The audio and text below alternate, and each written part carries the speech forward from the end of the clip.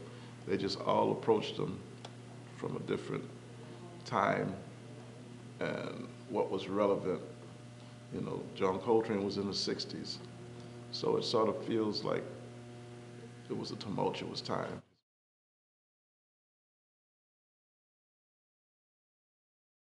Well, I wasn't here in the 30s and 50s, but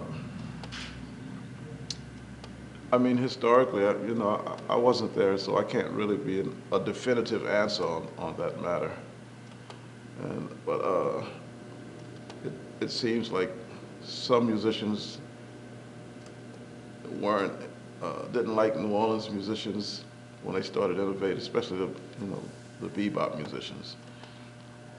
But it seemed like some of them loved them. So, you know, it, I think they were just individual attitudes, and just like eating food.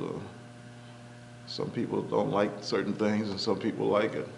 And there's some people who thought, because of the attitude of older musicians, because they came up in a different era. Their manner in which they encountered the world was different, so they thought it was antiquated. So they didn't like it. It seems from historical reading, I can't verify any of that because I wasn't there.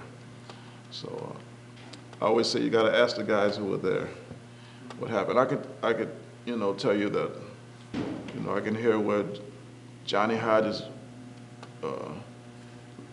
listened to Sidney Bechet, and I can hear where Charlie Parker listened to Lester Young, but then he changed it. They added different elements, and that John Coltrane listened to Charlie Parker, but then he added different elements to what the music was, because they were students of I like to say students of the universe. So they could put, I've heard Roy Haynes talk about the way someone walks and being able to put that in music. So that could be a revolutionary concept. What seems like it's simple, when guys say something simple, it might be a revolutionary concept that's in his head the way he put it together. But that person knows more about how they put it together than anyone else. So, you know, I try to go to the sources and listen to what they said instead of a secondary person to tell me, oh, this is what it is. If you go back and read what the actual musician said, you could probably get a better idea of their thoughts. I'm Donald Harrison, the Big Chief of Congo Square, and I rock jazz.